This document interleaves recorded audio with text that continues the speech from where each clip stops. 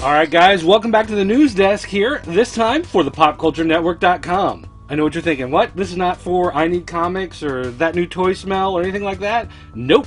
This is a straight up review for PopCultureNetwork.com. And what are we talking about today?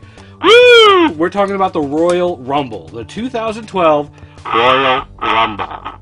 Now, this year's Royal Rumble was a pretty lackluster affair. In fact, it's so unexciting that I'm going to get rid of this bullhorn toy because there's nothing worth shouting about on this show. And on a side note, this is available as an MP3 download because a lot of people said that they miss wrestling radio. They want to have the MP3. There you go. That's available for you guys. But for those of you watching this on video, WWE gets a little weird when you start using photographs and video clips of some of their different sporting events. So I'm instead going to be using the WWE Rumblers. And we're going to be using them to get through this show. Although one of them is going to be a regular action figure because they haven't made a Funkasaurus yet. But regardless, we do have a couple customs in there, so I'm going to thank them when we get to that part. But let's start out here. Show open with Daniel Bryan versus Big Show and Mark Henry in a cage match for the title. Now, it used to be forbidden in WWE to have a title match go on at the beginning of a pay-per-view. It also used to be forbidden to have the champion come out first. But that's what they do nowadays in WWE because, well, that's just what they do nowadays in WWE. This match was really nothing all that special to write home about. It should be noted, Mark Henry has a groin injury, really can't do a whole lot. They still had him in the match anyway because he's part of the storyline, but you can't really fault him for none of the exciting stuff happening in this match. What the match really came down to was Daniel Bryan went to climb outside the cage, Big Show climbed up and grabbed him, Daniel Bryan tried to leap down, Big Show had Daniel Bryan in his grip, and as the commentators were talking about how long can Big Show hold on to Daniel Bryan, he lost his grip, Daniel Bryan fell to the ground, and Daniel Bryan retains his title. And, you know, I don't know if he was supposed to drop him right there or if he was supposed to lift him back up or what the deal was, but it seemed pretty anticlimactic as he dropped Daniel Bryan. And, okay, well, that's the winner of your first match. Second match we had was the Diva match. This was pretty terrible for the most part. The bunch of divas in there, it's really not worth going into because it wasn't that great of a match. It ended up being Beth Phoenix and Kelly Kelly in the ring at the end. Beth Phoenix did a glam slam on Kelly Kelly to win. One thing it should be noted that Kelly Kelly did fly to the outside of the ring and got caught by all the other divas, and it was actually less scary than when she usually runs the ropes. They showed Zack Ryder coming in backstage in a wheelchair, had a back brace on. He was there with Eve. John Laryngitis showed him to a special room that was set up for him. And basically Eve got mad at Laryngitis, told him that she wished he was fired. Just terrible, terrible acting. Sub Days of Our Lives acting on this one. But still, Zack Ryder got his own special room in the back. So yay, good for him. He's here to watch John Cena's match, which is next. John Cena versus Kane. This match was so terrible, it went to a double count out. That's right, the two men were fighting, they were brawling, they fall to the outside, they're fighting outside, they go up the entryway, they're, just fighting and throwing punches and throwing each other into stuff, and finally the bell just rings. What happened? Wait, what? Match is over. Referee calls for the bell, the two of them keep fighting, fight backstage. Kane takes out Cena, sees the room where Zack Ryder is, busts the door open, grabs Ryder. Ryder's in the back brace, everything in this wheelchair, but he still attacks him, wheels him out to the ring in the wheelchair, gives him a choke slam in the middle of the ring, because I guess a choke slam in the ring somehow hurts more than doing it on the concrete floor in the back of the arena. Not sure exactly how that one works out. But John Cena runs back out to make the save. He gets choke slam for his troubles. Eve starts crying, and she's crying real tears now. So she couldn't act in the scene earlier, but now she's able to make herself cry. Good for her, I guess, but still very dud performance there. Match was just pretty terrible. They had Drew McIntyre come down to the ring, which is odd because I'm pretty sure he was fired on SmackDown before he had a match on SmackDown, before he came out to be a lumberjack in a lumberjack match on SmackDown. So a couple weeks ago he was fired, but apparently he's still around. Had a match with the Funkasaurus, which I couldn't find a Rumbler or custom for, so I just put some Run DMC bling on this Brodus Clay figure. There you go, Funkasaurus. It was your same basic squash match that you always get with the Funkasaurus. It was great for being a Funkasaurus match. He came out, he did his dance, he had his music playing, pulled off the pants, did the pose, beat up Drew McIntyre just as quick as all his other squashes, did the pose, match was over, he left, that was it. It was pretty inoffensive, it was fun for being Funkasaurus, but at the same time, people paid $54.95 for this show. Let's see, what else did we have? Next up, we had Punk versus Ziggler. Laryngitis came down to the ring first. He called out a second referee, said he was going to be impartial. He was going to stay on the outside to enforce the rules. The real referee was going to come in to ref the match. They had everybody come down to the ring, and then Laryngitis ejected Vicky Guerrero from ringside. And CM Punk and Dolph Ziggler actually had a pretty good match. It was actually pretty exciting for the most part.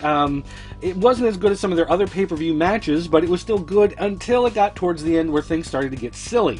There was a ref bump. Laryngitis went to check on the ref. CM Punk had the Anaconda Vice on Dolph Ziggler. Ziggler was tapping. Nobody saw it. He got mad at Laryngitis. They turned back around.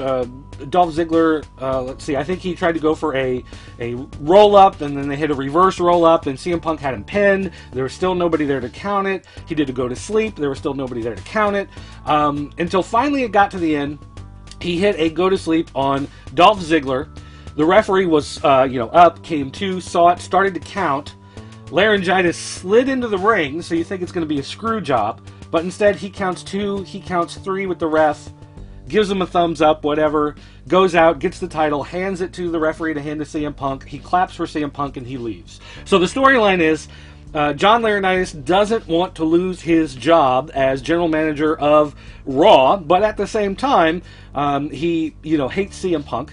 And somehow Triple H is announced as giving a performance review to Johnny Ace here tomorrow night on Raw, and yet John is here to replace Triple H because Triple H got fired from being the general manager of Raw, but now Triple H can come in and fire John Laurinaitis from being the general. I don't know how this works. This is WWE logic in 2012. But regardless, the match was fine. The ending was really goofy, and John Laurinaitis not doing anything at the end ended up seeing just a major letdown. Finally, we had our Rumble. Now, this Rumble was pretty much a dud from top to bottom. There was some comedy in it, which you always want, but this one seemed to have more comedy because they just didn't have the depth of roster that they normally do. Usually they bring in some very special guests. Really, all they had was Foley and Road Dogg Jesse James, Maximum Sweat figure. And there wasn't really a whole lot that was special here. It's worth noting that Lawler got called into the match, got tossed out. Booker T got called to the match. He got to fight for, 5 minutes or so, then got tossed out. Michael Cole actually got announced, went into the ring. Basically, as everybody else was fighting, he just kind of stood there and posed and made fighting stances until the next competitor was called, who was Karma, making her return. Michael Cole basically eliminates himself to keep from being eliminated by Karma, and then Karma gets eliminated, and that was the end of all the fun they had for her. Should be noted, Foley running down in the ring looked sad. I've seen 72-year-old men run to the ring better than Mick Foley was moving tonight. They had comedy with Santino and his Cobra Sock, and Foley and his Mr. Sacco. That was fun, again, but there was just too much of that kind of stuff. Kofi Kingston at one point did go over the top rope, landed on his hands, did a handstand walk to get back over to the ring steps, to get back in the ring. That was pretty cool. Not as cool as the Spider-Man move by John Morrison last year, but still pretty fun. Overall, though, not a lot of exciting stuff happening in this Royal Rumble. It didn't really set up a whole lot of stuff. And your Final Four came down to Sheamus, Big Show, Chris Jericho, and Randy Orton. And, people are like, oh, well, of course, it's going to be these big guys here at the end. Nobody exciting or special thrown in there. Final two came down to Sheamus and Jericho, and at this point everyone expects, well, Jericho's going to win. He came back to do a bunch of promos that he ended up not doing promos. He just danced around for the crowd and then left without saying anything. When he finally did come down and say something, all he said was, the world as you know it is going to end at the Royal Rumble. Here he is at the Royal Rumble in the match, and he gets eliminated. Sheamus wins. Nobody really cared. Sheamus will get a match at WrestleMania for one of the titles, but most likely, it looks like that's going to be third match, maybe fourth match from the top for whatever title he goes for, the way other storylines are playing out. So really, overall, what you get is a Royal Rumble match that really doesn't lead up to anything anybody really cares about. People are even speculating Sheamus may lose his spot to Jericho at some point in between now and WrestleMania.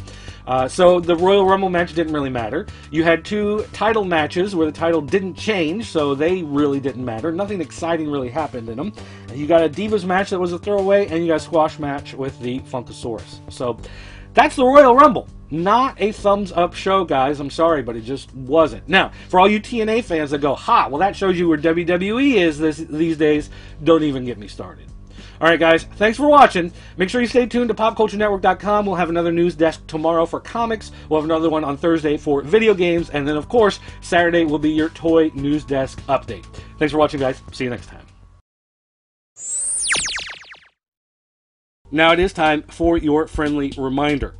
This year is a leap year. At the end of February, there is an extra day, February 29th.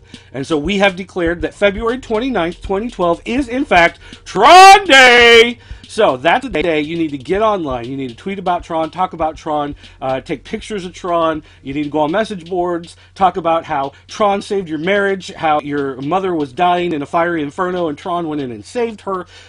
Some people asked, can I talk about Cybertron? Yeah, sure, why not? Can I talk about Megatron? Yeah, go ahead. Can I talk about Voltron? Well, of course. Can I talk about the Pointer Sisters' new Tron dance? You should be doing that dance all day long, especially since there was a TV special where they sang that at Walt Disney World, and there were guys dressed as Tron as their backup dancers. So I'm saying that is perfectly all okay. And let's face it, Transformers are just a rip-off of Tron anyway, right? Yeah, you know what I'm talking about, all you Transformers fans. So anyway, guys, don't forget, February 29th, 2012, Tron Day! Make sure you check it out, talk about Tron, tweet about Tron. You make that day all about Tron.